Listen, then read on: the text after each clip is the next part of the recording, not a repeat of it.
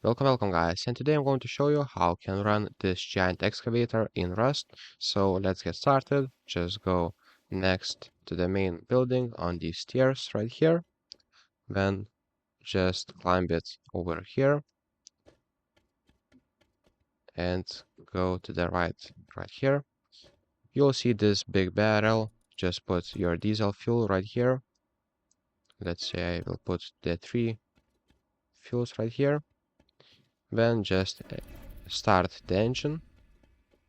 And then you'll need to run to the right here, then to the left, then turn around and turn the right here, turn right here too.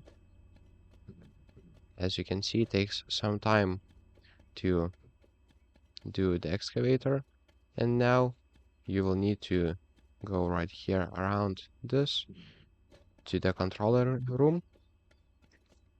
The controller room is right here, so you can just jump it over here and go straight to the controller room. Here select what you want to mine, so metal frags, sulfur, HQM, and etc.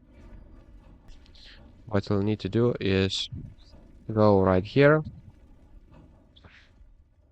Here you'll find the mined ores right here in this one and in this one. So that's the guide how to run a giant excavator, and see you in the next one. Peace.